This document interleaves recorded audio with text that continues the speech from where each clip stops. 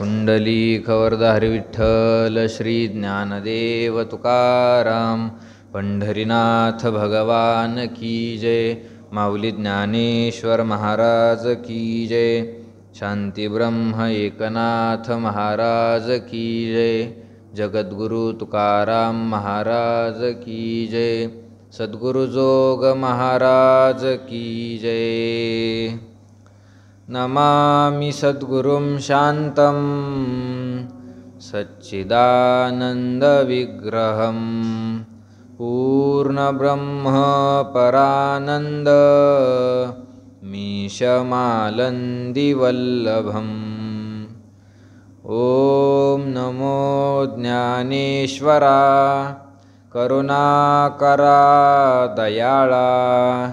तुमचा अनुग्रह लाधलो पावन झालो चराचरी. मी कळा कुसरी काहीच नेने बोलतो वचने अतिभाविका. तुमचा अनुग्रह लाधलो पावन झालो चराचरी. एका जनार्दनी तुमचा दास त्याची आस पुरवावी. तुमचा अनुग्रह लाधलो पावन झालो चराचरी.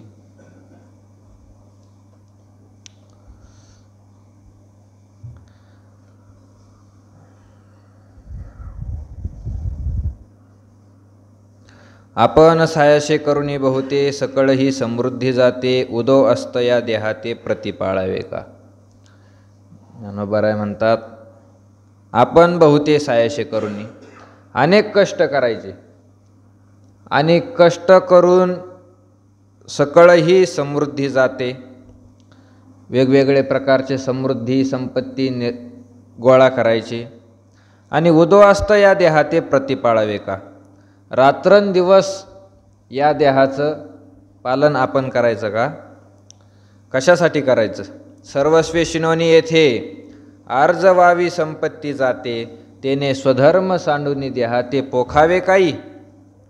सर्वस्वे शिनोनी येथे सर्व प्रकाराने कष्ट करायचे.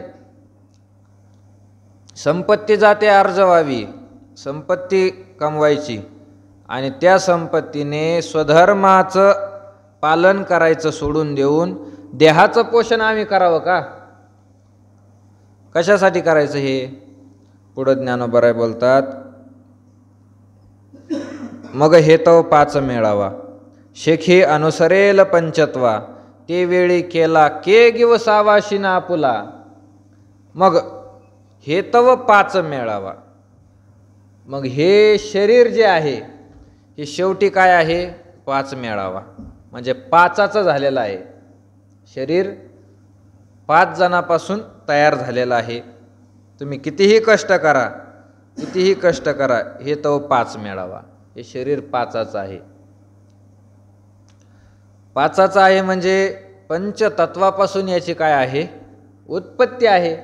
ज्यावेळेस भगवंतांनी सृष्टीची काय केली उत्पत्ती केली. सर्वप्रथम एकले न कंठेची म्हणून या येणे केली निर्माण ओ 14 भुवने. गगन चंद्र सूर्य मेघ तारांगणे 5ही महाभूते भौतिके भिन्ने भिन्ने हो. 5ही महाभूते भौतिके भिन्ने भिन्ने हो. देवाला करमत नव्हतं म्हणून देवाने सृष्टीची काय केली उत्पत्ती केली.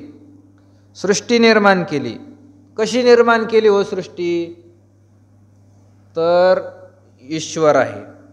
भगवंताच्या आश्रित असणारी माया आहे. माया देवाच्या आश्रयाने राहते. मायेला दुसरा कोणताही आश्रय नाही. भगवंताच्याच आश्रयाने ती राहते. मग भगवंताच्या संकल्पातूनच त्या मायेचं काय होतं तमोगुण प्रधान रूप धारण करते. माया कशी होते तमोगुण प्रधान होते. आणि माया तमोगुण झाली की तमोगुण स्वरूप झालेल्या मायेपासून 5 प्रकारचे महाभूत काय होतात जन्माला येतात. 5 प्रकारचे भूत जन्माला येतात. पंचमहाभूत त्याला आपण म्हणतो. कोणते कोणते आहेत ते पृथ्वी आप तेज, वायू आणि आकाश. पृथ्वी आहे, आप म्हणजे जल, तेज, वायू आणि आकाश हे पंचमहाभूत आहे. हे मायेपासून निर्माण झाले. तम प्रधान प्रकृते तद्भोगायेश्वराज्ञया वियत पवन तेजंबू भूओ भूतानी जज्ञिरे. पंचदशिकार म्हणतात की वियत शब्दाचा अर्थ होतो आकाश, पवन म्हणजे वायू, तेज म्हणजे अग्नी आणि अंबू म्हणजे जल, भूओ म्हणजे पृथ्वी, भूतानी जज्ञिरे हे 5 प्रकारचे भूत काय झाले, निर्माण झाले, अगोदर निर्माण झाले. आणि हे पंचमहाभूत अगोदर अपंचीकृत होते, म्हणजे त्यांचं पंचीकरण झालेलं नव्हतं, एकमेकात मिसळलेले नव्हते, सुट्टे सुट्टे होते. आणि सुट्टे सुट्टे झालेले असल्यामुळं यांना अपंचीकृत महाभूत म्हणतात. मग त्याच्यापासून अगोदर सूक्ष्मसृष्टी निर्माण झाली, मन निर्माण झालं, आपलं मन.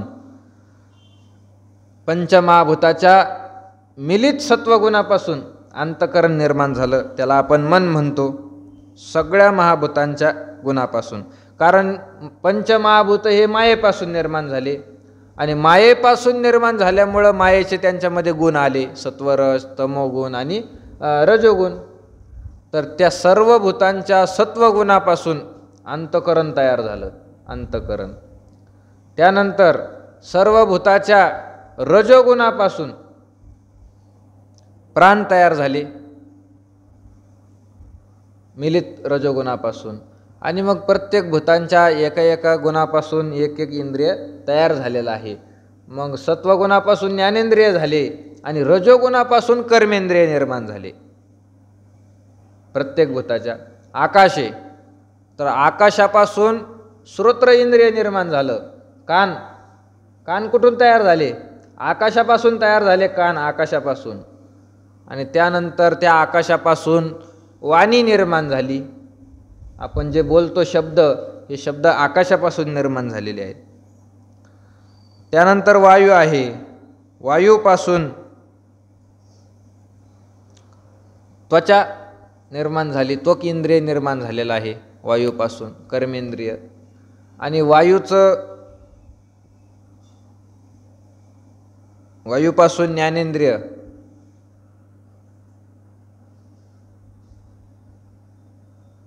त्वच इंद्रिय हे ज्ञानेंद्रिय. आणि कर्मेंद्रिय वायूपासून झालं म्हणजे हात निर्माण झाले.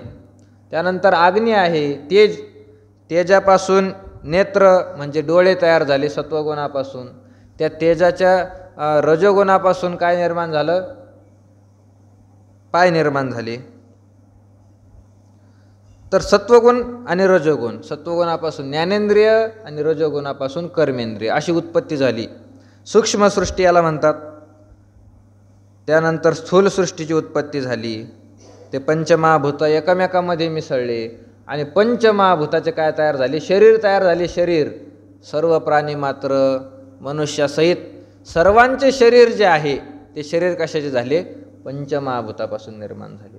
पंचमहाभूतापासून 5 तत्वाचं याच्यामध्ये काय आहे, मिश्रण केलेलं आहे.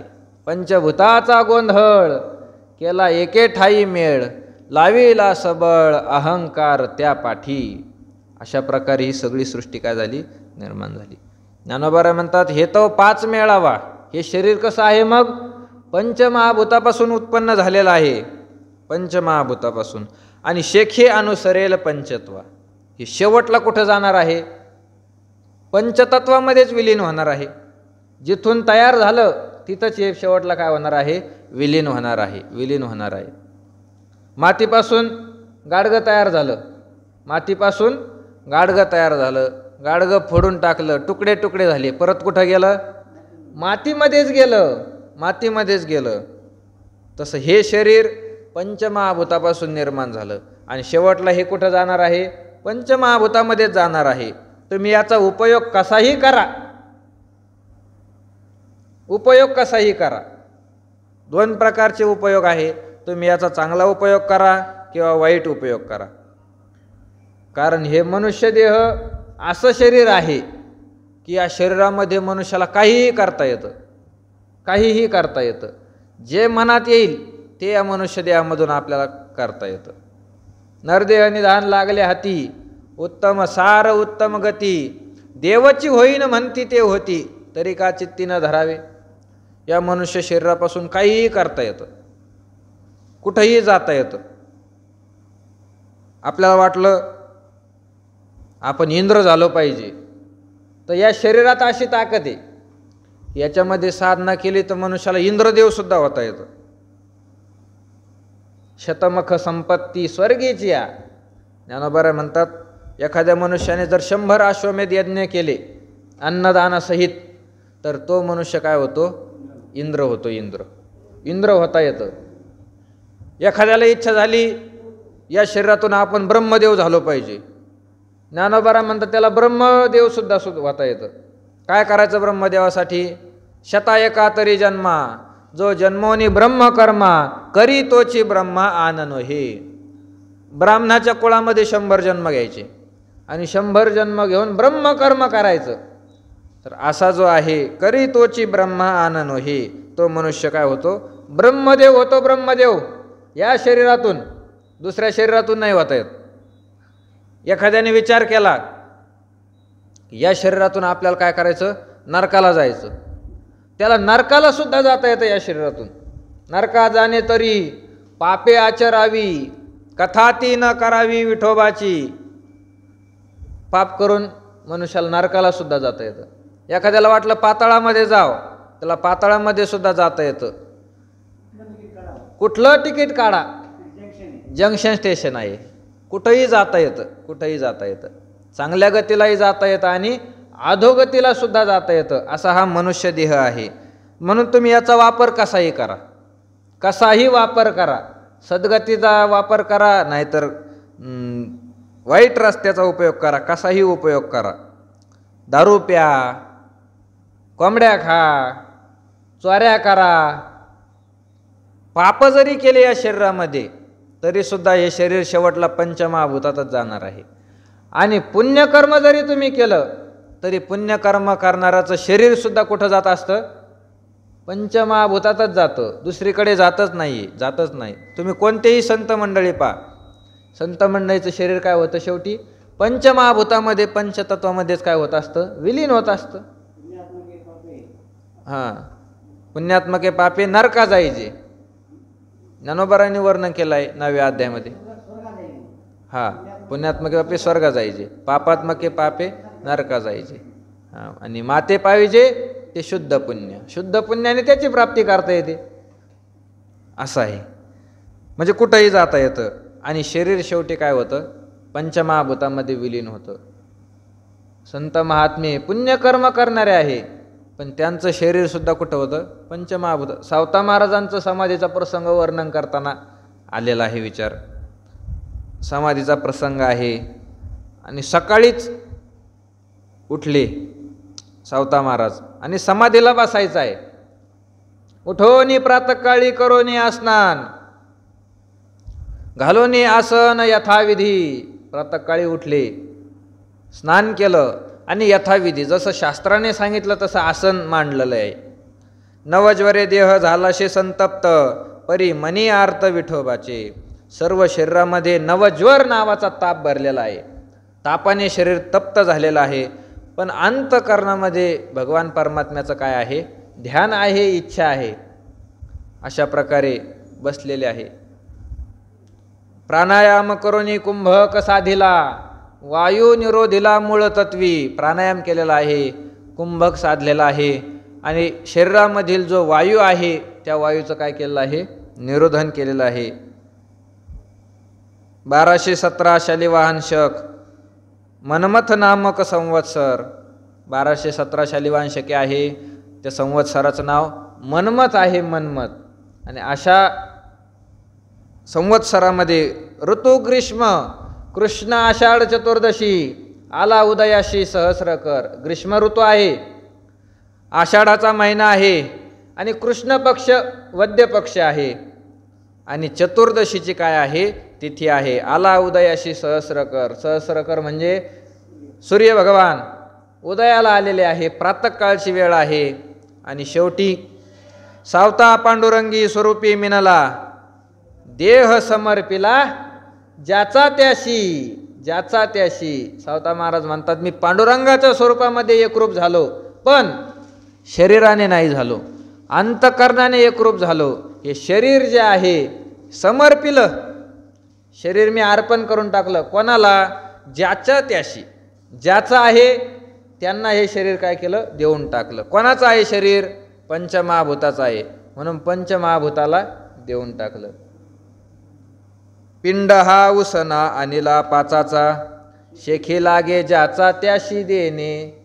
उष्ण आणलेलं आहे शरीर, आपण पंचमहाभूताकडून उष्ण आणलेलं आहे. उष्ण कशाला म्हणतात? काही काळासाठी आणलं आणि त्याला परत द्यायचं, त्याला काय म्हणावं? उष्ण म्हणावं. उष्ण हे उष्ण आपल्याला फेडून टाकायचं एक दिवस, त्याच्याकडून आपण आणलेलं आहे त्याला देऊन टाकायचं. पंचमहाभूताचं शरीर आहे, एक दिवस पंचमहाभूतामध्ये हे काय होणार आहे? विलीन होणार आहे, विलीन होणार आहे. आपलं नाही. आपण मूर्खपणाने ते आपलं म्हणतो, पण शरीर आपलं आहे का? नाही, आपलं नाही शरीर. शरीर आपलं नाही. आपण आत्मस्वरूप, सत चित आनंद स्वरूप असणारा आत्मा कोण आहे? आपण आहे. आपण आहे, शरीर आपण नाही. आत्मस्वरूप आहे आपण. काही काही लोक शरीरालाच आत्मा मानतात. शरीराला काय मानतात? आत्मा मानतात. म्हणती शरीर हे आत्मा, शरीराला आत्मा म्हणतात. हे शरीर म्हणजेच मी आहे असं मानतात. पण आपण शरीर आहोत का? नाही, शरीर नाही, शरीर नाही. कारण शरीर हे फक्त जागृत अवस्थेमध्ये आहे. स्वप्न अवस्थेमध्ये हे शरीर आहे का? नाही, नाही. स्वप्न अवस्थेत आपण असतो, स्वप्नामध्ये आपल्याला आपण दिसतो, पण हे शरीर पडलेलं असतं, पडलेलं असतं. म्हणजे आपण या शरीराहून कोणीतरी काय आहे? वेगळा आहे, वेगळा, वेगळा. शरीर म्हणजे आत्मा नाही. कोणी इंद्रियाला आत्मा मानतं. इंद्रियच काय आहे? आत्मा आहे असे मानतात. कशावरून इंद्रिय आत्मा आहे? असं पहा, शरीरामध्ये जेव्हा इंद्रिय असतात, शरीरामध्ये जेव्हा इंद्रिय असतात तेव्हाच माणसं काय म्हणतात? हा जिवंत आहे. इंद्रिय नसले तर कोणी जिवंत असतो का? जोपर्यंत माणूस पाहतो तोपर्यंत तो जिवंत आहे. मेला आता तो पाहत नाही, म्हणजे त्याचे डोळे गेले. तो कोणाचं ऐकत नाही, आता त्याचे कान गेले. म्हणून इंद्रियच काय आहे? आत्मा आहे. इंद्रिय गेल्यानंतर शरीराचे राग करतात. असं इंद्रिय कोणी इंद्रियाला आत्मा म्हणतात?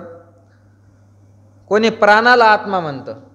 प्राणाला आत्मा म्हणणारे जे आहे ते इंद्रियाला आत्मा म्हणणाऱ्याचं खंडन करतात. इंद्रिय कशावरून आत्मा आहे? आता एखादा मनुष्य जिवंत आहे आणि जिवंत असून तो आंधळा झाला, गेलं की नाही त्याचं इंद्रिय? गेलं. एखादा मनुष्य जिवंत आहे आणि तो बहिरा झाला, त्याचे कान गेले का नाही? गेले. मग त्याला कोणी मेलेलं समजतं का? नाही.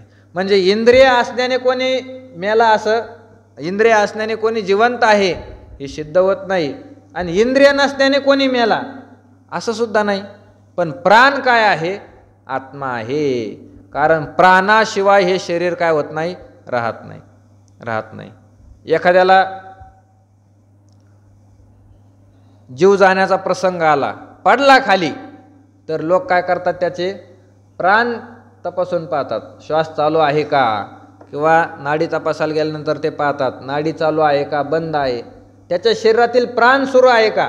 प्राण नसेल तर त्याला सगळेच मृत घोषित करतात. मेला, आता मेला, मेला. आणि प्राण ज्यावेळेस शरीरामध्ये असतो त्यावेळेस त्याला जिवंत आहे असं मानतात. जिवंत. त्याला मूर्छा आलेली असेल, बेशुद्ध पडलेला असेल, पण तरीही त्याला मेलेला कोणी मानित नाही. कारण प्राण शरीरामध्ये काय आहे? शिल्लक आहे. म्हणून प्राणालाच काही लोक आत्मा म्हणतात. तसं जर पाहिलं तर शरीरही आत्मा नाही, इंद्रिय आत्मा नाही, प्राणही आत्मा नाही, मनही आत्मा नाही. आत्मा या सगळ्यापेक्षा वेगळा आहे. शरीर तर आत्मा नाहीच नाही. शेखी अनुसरेल पंचत्वा. ज्ञानोबा म्हणतात शेवटी शरीर हे कुठं जाणार आहे? पंचत्वा, पंचमहाभूतामध्ये जाणार आहे. आणि मग ते वेळी केला के घेऊसावा शीन आपुला. आणि त्यावेळेस जेव्हा हे शरीर पंचमहाभूतामध्ये विलीन होईल त्यावेळेस याच्यासाठी जेवढे काही कष्ट केलेले आहे ते कष्ट कुठं शोधायचे? त्या कष्टाचा फायदा काय? शरीर पोसण्यासाठी केलेले कष्ट, त्याचा फायदा काय? तो केवळ काय होऊन जातो? शीन होऊन जातो. शीन. श्रम आहे ते व्यर्थ. म्हणून केवळ देहभरण ते जाणे उघडी नागवन, या लागी येथ अंतकरण देयावे ना. म्हणून अर्जुना, केवळ देहभरण, देहाचं भरण पोषण करणं हे काय आहे, ते जाण उघडी नागवन. ती नागवन आहे, मनुष्याकरता नागवन, हानी आहे त्याच्यासाठी. केवळ शरीराचं पोषण करणं ही हानी आहे, हानी आहे. उघडी नागवन, या लागी येथ अंतकरण द्यावे ना. म्हणून अर्जुना, या ठिकाणी अंतकरण देऊ नको. तुझं जे मन आहे ते या ठिकाणी देऊ नको. म्हणजे केवळ देहाचं भरण पोषण करू नको. देहाला तर अन्न द्यावंच लागतं, पण केवळ देहाला अन्न देण्यामध्ये आयुष्य खर्च करू नये. त्याला लागतं तेवढं अन्न त्याला द्यावं आणि बाकीचा वेळ जो आहे तो आपल्या भगवत प्राप्ती करता द्यावा. इंद्रिय सेंद्रियस्यार्थे रागद्वेषो व्यवस्थितो तयोर्न वशमागच्छेत तौ ह्यस्य परिपंथिनौ. इंद्रियस्य अर्थे रागद्वेषः व्यवस्थितः. प्रत्येक इंद्रियाच्या विषयामध्ये राग आणि द्वेष बसलेले आहे.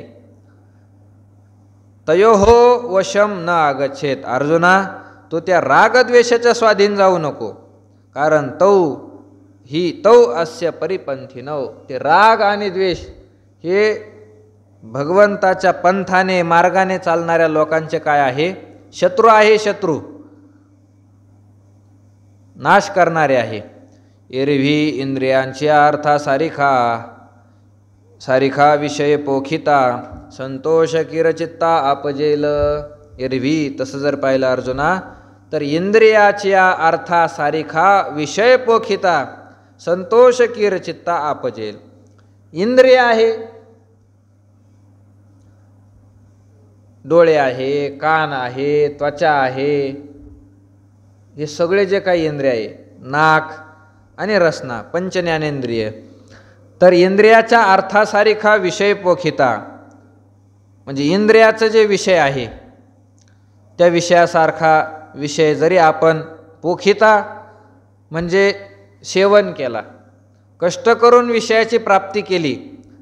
कानाला शब्द लागतो, तर कानाने शब्दाचं काय केलं, श्रवण केलं. गाणे ऐकायला लागला, तमाशा ऐकायला लागला, कानाला लागतं. चांगले शब्द ऐकायला गोड वाटते, किंवा एखाद्याची स्तुती ऐकायला गोड वाटते, आपली स्तुती आपल्याला, किंवा निंदा करायला आवडते. कोणी जर निंदा करत असेल तर लोक काय करतात, कान देऊन ऐकतात. शब्दाचा काय आहे, विषय आहे. ज्ञानोबा म्हणतात ना, देखे शब्दाची व्याप्ती. शब्दाची व्याप्ती कुठपर्यंत आहे, निंदा आणि स्तुती. तेथ हर्ष शोक उपजती श्रवणद्वारे. निंदा आणि स्तुती ही शब्दाची काय आहे, व्याप्ती आहे, व्याप्ती. निंदात्मक शब्द हे सुद्धा कानालाच बरे वाटतात. त्यानंतर स्तुत्यात्मक शब्द जरी असेल तरी ते कानालाच काय वाटतात, बरे वाटतात. मनुष्याने कोणाची स्तुतीही करू नये आणि कोणाची निंदाही करू नये. स्तुती अथवा निंदा करावी देवाची. स्तुती करायची असेल देवाची करा, निंदा करायची असेल देवाची करा. संत असेल संताची निंदा करू नये, संताची काय करावी, स्तुती करावी. आणि जीवाची स्तुतीही करू नये आणि जीवाची निंदाही करू नये. 3 प्रकार पडतात. जीवाची स्तुती करू नये आणि निंदाही करू नये. कारण स्तुती जर केलं तर तुकोबारा म्हणतात तुमचं आयुष्य फुकट जाईल. स्तवून या नरा केला आयुष्याचा मातेरा, फुकट जाईल आयुष्य. आणि निंदा जर केली तर तुम्हाला पाप लागेल, त्याचं पाप लागेल. व्याली निंदा दुरिती. ज्ञानोबा म्हणतात निंदा काय करते, पापाला जन्म देते. कोणाची निंदा जर केली तर त्याच्यापासून काय होतं, पाप होतं. म्हणून मनुष्याची स्तुतीही करू नये आणि त्याची निंदाही करू नये. कोणी निंदा करत असेल तर ती ऐकूही नये. त्याची ओळखावे पापी निरयवाशी शीघ्र कोपी. तुकोबारा म्हणतात ते पापी आहे, नरकाला जाणारे आहे. शीघ्र कोपी, त्यांना लवकर राग येतो. असे कोणते लोक आहे, जो कान पसरोनी ऐके वदे दुष्टवाणी. दुष्टवाणी ऐके दुष्टवाणी वदे. जो दुष्टवाणी बोलतो म्हणजे लोकांची निंदा करतो किंवा लोकांची निंदा ऐकतो. कोणी निंदा करायला लागला का कान पसरून त्याच्याजवळ येऊन उभा राहतो. कान पसरोनी ऐके वदे दुष्टवाणी, तर तो महापापी आहे. मनुष्याने कोणाची निंदा करू नये आणि स्तुती करू नये. ही शब्दाची व्याप्ती आहे. डोळ्याचं जर पाहिलं तर डोळ्याची व्याप्ती ही काय आहे? रूपापर्यंत आहे. रूपापर्यंत आहे. रूपात दोन प्रकार आहे. काही सुंदर रूप असतं आणि काही कुरूप असतं. कुरूप, काहीचे रूप चांगले असतात आणि काहीचे रूप काय असतात? वाईट असतात. काही गोष्टी जगामध्ये दिसायला काय आहेत? सुंदर आहे. त्याचप्रमाणे काही गोष्टी अशाही आहे की त्या काय नाही? सुंदर नाही. त्याच्याकडे मनुष्य पाहत नाही. ही शब्दाची नेत्राची व्याप्ती आहे. त्यानंतर त्वचा आहे. त्वचेची व्याप्तीसुद्धा आहे. कठीणपणा, मऊपणा कोणाला समजतो? त्वचेला समजतं. गरम, थंड हे सुद्धा त्वचेला समजतं. ही त्वचेची व्याप्ती आहे. त्यानंतर घ्राण इंद्रिय, त्याची व्याप्ती सुगंध आणि दुर्गंधापर्यंत आहे. सुगंध घ्राणाला आवडतो, दुर्गंध आवडत नाही. कुठं सुगंध असेल तर लोक त्या ठिकाणी 5 मिनटं थांबून वास घेतात, कारण सुगंध आवडतो. दुर्गंध येत असेल तर लोक कानाला रुमाल लावतात आणि पटापट त्या ठिकाणाहून निघून जातात. नाकाला जरा आवडत नाही ती. ही घ्राणाची व्याप्ती. त्यानंतर रसण्याची व्याप्ती ही काय आहे? रसापर्यंत आहे. रस कोणता आहे हे कोण ओळखतं? रसना ओळखती, जीभ ओळखती. भाजी तिखट झाली, खारट झाली, कोण ओळखतं? जीभ ओळखती. रसाचे 6 प्रकार आहे. कडू, आंबट, खारट, तुरट, गोड, अजून आंबट. 6 प्रकार. षडरस आहे. षडरस खापरी वाढीन नली, ज्ञानोबा म्हटलेले आहे. रसाचे 6 प्रकार आहे. तर या प्रत्येक इंद्रियाचे काय आहे? विषय आहे. ज्ञानोबा म्हणतात, जर तुम्ही इंद्रियाच्या अर्थासारखा विषय पोखिता, कष्ट करून त्या इंद्रियाला ते विषय तुम्ही दिले तर संतोष कीर चित्ता आपजेल, तुमच्या अंतकरणामध्ये आनंद होईल. कीर शब्द वापरला ज्ञानोबारायांनी. कीर शब्दाचा अर्थ काय होतो? खरोखर निश्चयपूर्वक मी तुम्हाला सांगतो, इंद्रियाला तुम्ही विषय दिले की अंतकरणामध्ये आनंद होणार म्हणजे होणार, होणार म्हणजे होणार. जिलेबी खाल्ल्यानंतर आनंद होतो की नाही? होतो आनंद. निश्चयात्मक आहे, होणारच आहे. डोळ्याला रूप पाहायला आवडतं, चांगलं रूप पाहिल्यानंतर आनंद होतो की नाही? देवाला पाहिल्यानंतर आनंद होतो की नाही? होतो, होणारच आहे. नाकाला सुगंध पाहिजे, चांगला वास यायला लागला. प्रदक्षिणा करता करता एकादशी आहे पण भज्याचा वास आला. खाणार नाही वारकरी, पण आनंद होत नाही का? आनंद होतो. वासाचा आनंद आहे. रसना आहे, रसनेला आनंद होतो. हिवाळ्याचे दिवस आहे, कडक थंडी पडलेली आहे आणि कडक थंडीमध्ये पाठे ब्रह्ममुहूर्तावर उठून कडक कडक पाण्याने काय करतो माणूस? स्नान करतो. कडक पाण्याने स्नान केलं बरं वाटतं की नाही?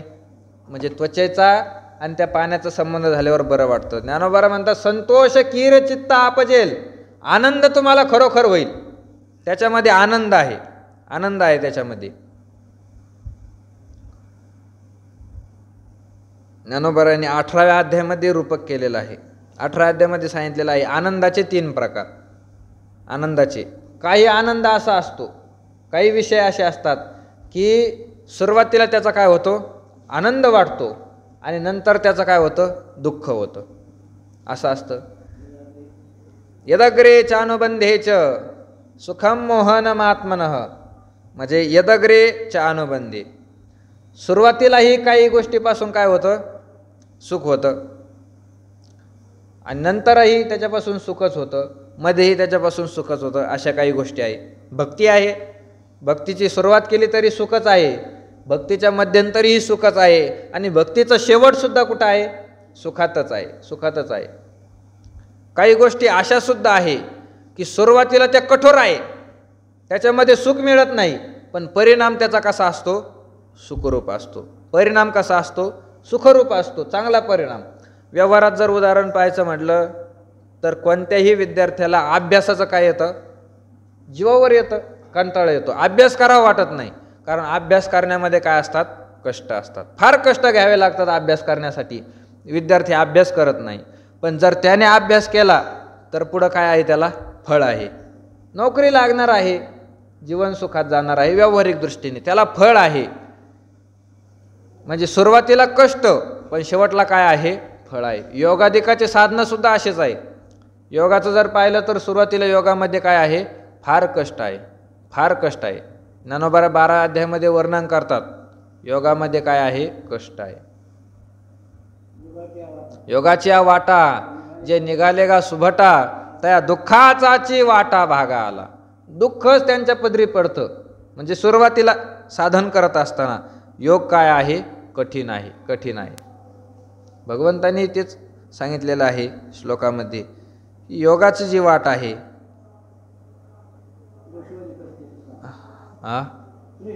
क्लेशोधिकतरस्तेषा मव्यक्ता सक्तचेतसाम तेषाम अधिकतर क्लेशः. जास्त त्याच्यामध्ये काय आहे, दुःख आहे योगामध्ये. हे योगाचं साधन आहे. तप करणं याच्यात सुद्धा काय आहे, अगोदर दुःखच आहे, पण शेवटला आनंद आहे. योगाने मनुष्याला समाधी लागते, समाधी अवस्था प्राप्त होते. तप करून भगवंताची प्राप्ती होते. तपाशिवाय देव मिळत नाही. ज्ञानोबा म्हणतात, तपे विन दैवत दिदल्या विन प्राप्त गुजे विनहित. म्हणजे तपाशिवाय काय होत नाही, देवाची प्राप्ती होत नाही. हे जे साधन आहे, सुरुवातीला याच्यामध्ये दुःख आहे, पण शेवटला काय आहे, आनंद आहे, आनंद. आणि विषय असे आहे, 5 विषय सुरुवातीला ते आनंद देतात, पण परिणाम त्याचा कसा आहे, दुःखरूप आहे, दुःखरूप. योगाचं वर्णन करत असताना यत्तदग्रे विषम्यव आणि परिणामे अमृतोपम, परिणाम त्याचा अमृतासारखा आहे. आणि विषयाचं करत असताना सुरुवातीला विषय कसे आहे, दुःखरूप आहे, आणि त्याचा परिणाम सुरुवातीला सुखरूप आहे, पण परिणाम मात्र कसा आहे, दुःखरूप आहे, दुःखरूप आहे. विषय इंद्रिय संयोगात यत्तदग्रे मृतोपमम तत्सुखम राजसम. विषय आणि इंद्रियाचा संयोग होणं हे आग्रे सुखम, हे सुरुवातीला काय आहे, सुख स्वरूप आहे. इंद्रिय विषयाचा संयोग झाला की त्याच्यापासून आनंद निश्चित होतो. बचनागासारखा आहे. बचनाग कसा असतं, अगोदर ते विष गोड असतं, सेवन केलं साखरेपेक्षाही ते गोड लागतं बचनागाचं, पण नंतर काय होतं, त्याचं दुःखच आहे. नंतर त्याच्यापासून मृत्यू होणार निश्चित आहे, निश्चित आहे. बचनागाचं उदाहरण साधू संतांनी सांगितलेलं आहे. साधूने बचनाग खाती तोळा तोळा, तुकोबारांनी वर्णन केलं आहे. बचनागाची कांडी वनस्पती, विषारी वनस्पती आहे. तर सुरुवातीला गोड लागते, पण त्याचा शेवट कसा आहे, दुःखकारक आहे. मरण आहे मनुष्याला, मरण. म्हणजे विषय आणि इंद्रिय यांचा संयोग झाल्यानंतर अगोदर सुख होतं, पण पुढं काय आहे, दुःखच आहे, दुःखच आहे. पुढे अवघड यमदंड, यमदंड. तुकोबाराय म्हणतात, विषयाचे सुख येथे वाटे गोड, पुढे अवघड यमदंड. विषयाचं सुख या ठिकाणी गोड लागतं, पण पुढं यमाचा दंड आहे, यमाचा दंड आहे. मारिती झोडीती तोडीती निष्ठूर, यमाचे किंकर बहुसाल. त्याला पुढं दुःख आहे. विषयाचं सुख या ठिकाणी गोड लागतं, पण शेवटला काय आहे, ते दुःखरूप आहे. ते ज्ञानोबा म्हणतात की इंद्रियाच्या विषय अर्थासारिखा विषय पोखिता, संतोष किर चित्त आपजेल.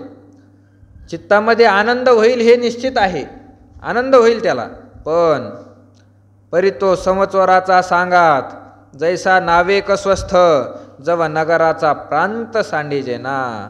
पण इंद्रियाचा आणि विषयाचा संयोग तो आनंद म्हणजे सवचोराचा सांगात,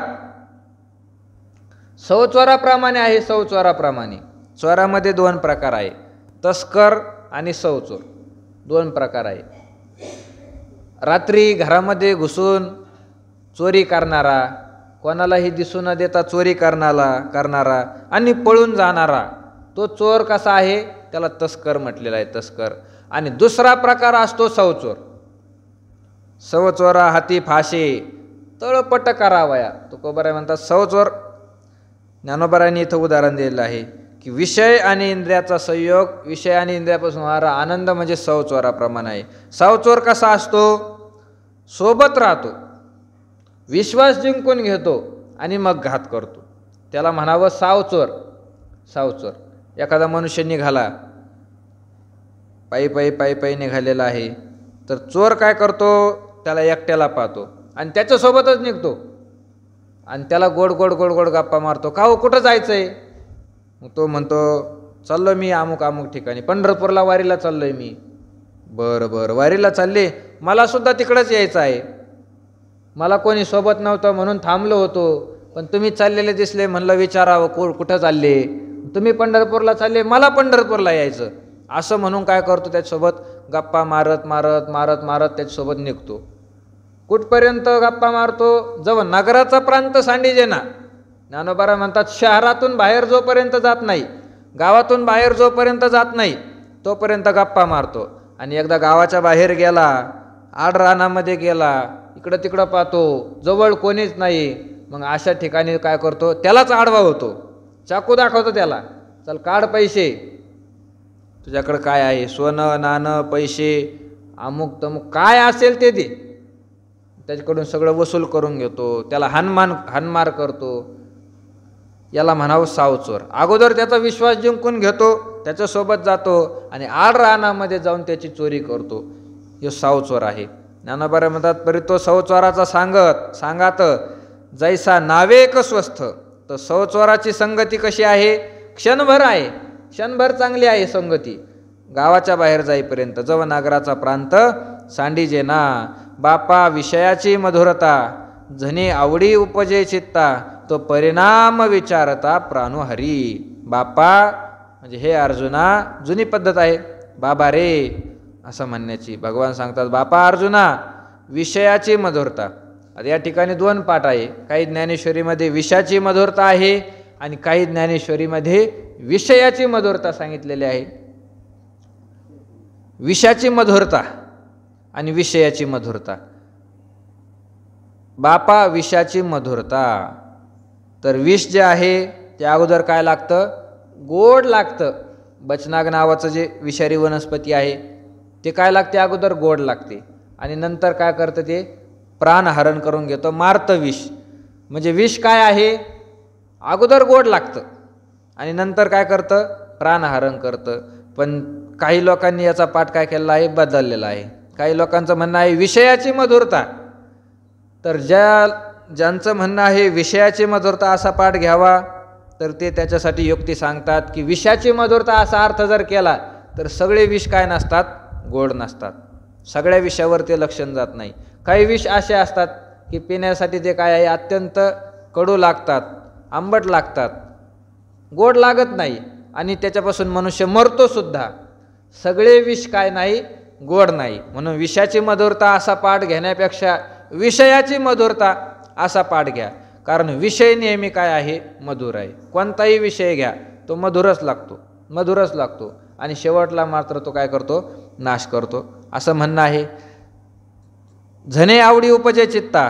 तर अर्जुना विषय असो किंवा विष असो यांची आवडी तुझ्या चित्तामध्ये तू येऊ देऊ नको, विषयाची आवडी घेऊ नको. कारण तो परिणाम विचारता प्राणुहरी. परिणामाचा जर विचार केला तर विषयाने मनुष्य काय होतो? मरून जातो विषयाचं सेवन केल्यावर. आणि विषयाचं जरी सेवन केलं तरीही तो मनुष्य काय होतो? मरूनच जातो, मेल्यासारखाच आहे. भगवंताच्या निजधामापासून दूर जाणं हे काय आहे? मरणच आहे, मरणच आहे. साधू संतांची अवस्थाच अशी आहे. साध्य आणि साधन. संतांना साध्यापासून दूर गेलं तरी मेल्यासारखंच आहे आणि त्याच्या साधनापासून दूर गेलं तरीसुद्धा काय आहे? मेल्यासारखंच आहे. भजनी विक्षेप त्याची पै मरण. भजनामध्ये विक्षेप पडला तुकोबारा म्हणतात आम्हाला मेल्यासारखं आहे. म्हणून विषयाने विक्षेप होत असतो. परिणाम विचारता प्राणहरी. देखे इंद्रिय काम असे तो लावी सुख दुराशे. जैसा गळी मीन आमिषे भुलवी जेगा. ज्ञानोबा म्हणतात पहा, इंद्रिय काम असे. इंद्रियाच्या ठिकाणी काय असतो? काम असतो. काम म्हणजे इच्छा, आशा, हे मिळावं ते मिळावं अशी जी इच्छा, त्या इच्छेलाच काय म्हणतात? काम म्हणतात. इंद्रियाच्या ठिकाणी काम असतो, पण तो काम काय करतो? सुखदुराशे लावी. सुखासारख्या वाटणाऱ्या दुःखाच्या आशेला लावतो. आरंभी ते सुखासारखं वाटतं पण शेवटी दुःखापर्यंतच जातं. अशा आशेला तो आपल्याला लावतो. आणि ज्ञानोबारा दृष्टांत देतात, जैसा गळी मीन आमिषे भुलवी जगा, गळी मीन आमिषे भुलवी जगा. गळाला काय असतो? आमिष लावलेला असतो. कोळी लोक, मासे धरणारे लोक काय करतात? गळाने मासे धरतात, पण गळ पाण्यात सोडत असताना तो अगोदर त्याला काय लावतात? काहीतरी कणकीचा गोळा नाहीतर शिदूड असे त्याला लावतात. आणि ते पाण्यामध्ये सोडलं की मग त्याच्या आशेने मासा काय करतो? त्याला खाण्यासाठी येतो. आणि माशाने एकदा ते तोंडात घेतलं, कणिक असेल किंवा तो शिदूड असेल, तर त्याच्यासोबत गळसुद्धा त्याच्या नरड्यामध्ये जातो. आणि गळाच्या फाशामध्ये गुंतून, त्याच्या नरड्यामध्ये तो गळ गुंतून शेवटी त्याला काय करावं लागतं? मारावं लागतं. माशाची अवस्था आहे. जैसा गळी मीन आमिषे भुलवे जगा, तर तो मासा त्या गळाच्या आमिषाने काय करतो? भुलतो. त्याला आशा लागते त्याची खाण्यासाठी. अविसाची आशा गळगिळी मासा, फुटोन या घसा मरण पावे. त्याची आशा असते अविसाची म्हणजे आमिषाची, आणि मग घसा फुटतो आणि मरण त्याला प्राप्त होतं. परितया माझी गळो आहे, जो प्राणाते घेऊन जाये, तो जैसा ठाऊवा नो हे झाकलेपणे. पण त्याच्यामध्ये गळ आहे हे माशाला काय होत नाही? कळत नाही. माशाला कळत नाही. माशाला फक्त काय दिसते? ती वरची कणिक लावलेली दिसते. त्याच्या कणकीमध्ये गळ बसलेला आहे हे माशाला दिसतच नाही. कारण त्याला ते जर दिसलं असतं तर मासा तिथपर्यंत गेलाच नसता. पण त्याला ते कळत नाही. तया माझी गळ आहे. कोणता गळ? जो प्राणाते घेऊन जाये, आपला प्राण घेऊन जाणार आहे, आपल्याला मारून टाकणार आहे तो गळ. त्या गळाचं माशाला काय नसतं? ज्ञान नसतं. कशामुळे ज्ञान नसतं? तो जैसा ठाऊवानो हे झाकलेपणे. ज्ञानोबा म्हणतात तो गळ झाकलेला आहे. झाकलेला असल्यामुळे त्या गळाचं काय होत नाही? ज्ञान होत नाही. तो ठाऊवानो हे झाकलेपणे. तसंच हे रूपक केलेलं आहे की मासा म्हणजे आपण आहोत. मासा कोण आहे? आपण आहे. आणि त्या गळाला लावलेलं जे कणिक आहे, ती कणिक म्हणजे हे 5 प्रकारचे विषय आहे. विषयाला सेवन करण्यासाठी मनुष्य गेला, विषयाचं सेवन करायला लागला की त्या विषयामध्ये असणारा जो गळ आहे, गळ, तर तो गळ मनुष्याला लागणार आहे आणि त्याने मनुष्याचा प्राण हरण होणार आहे, मरणार आहे मनुष्य. पण विषयच एवढे सुंदर आहे की विषयामध्ये असणारा गळ मनुष्याला दिसतच नाही. तो जैसा ठाऊवानो हे झाकलेपणे, तो गळ झाकलेला असतो विषयाने, ते आपल्याला कळतही नाही. तैसे अभिलाषेने किजेल, विषयांची आशा धरिजेल, तरी वरपडा होईजेल क्रोधानळा. ज्ञानोबा म्हणतात तसंच आहे. येणे अभिलाषे किजेल, अंतकरणामध्ये अभिलाषा, इच्छा निर्माण होते विषयाची, आणि याच्यामुळे काय होतं? विषयांची आशा धरिजेल. अभिलाषाचं रूपांतर आशेमध्ये होतं. तरी वरपडा होईजेल क्रोधानळा. आणि ती आशा जर पूर्ण झाली नाही तर क्रोधानळा वरपडा होईजेल.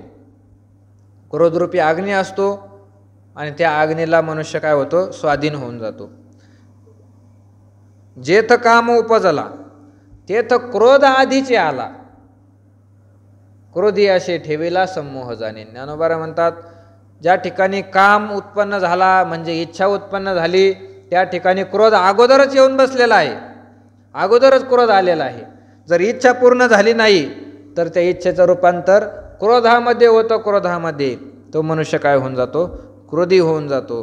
त्याला मग क्रोध एकदा निर्माण झाला की त्या मनुष्याला कोणत्याही प्रकारचं विवेक राहत नाही, ज्ञान राहत नाही त्याच्या ठिकाणी.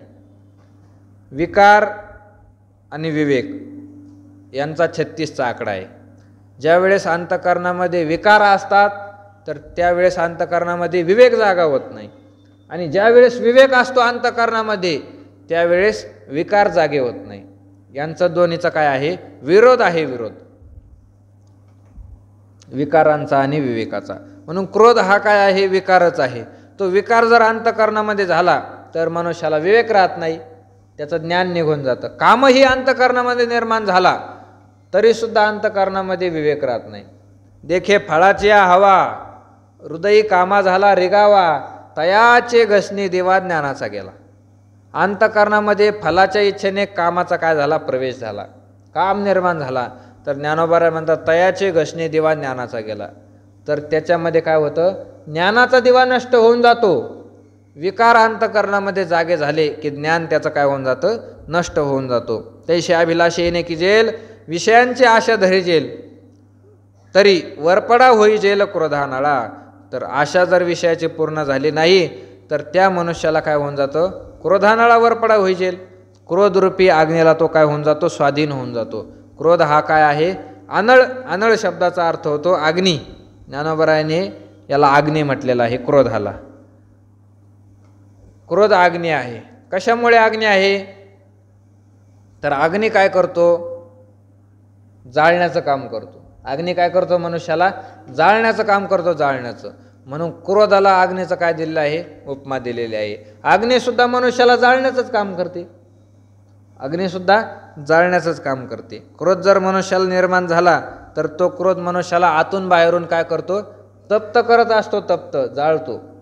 म्हणून क्रोधाला ही अग्नीची उपमा दिलेली आहे. तरी वरपडा होई जेल क्रोधानाळा.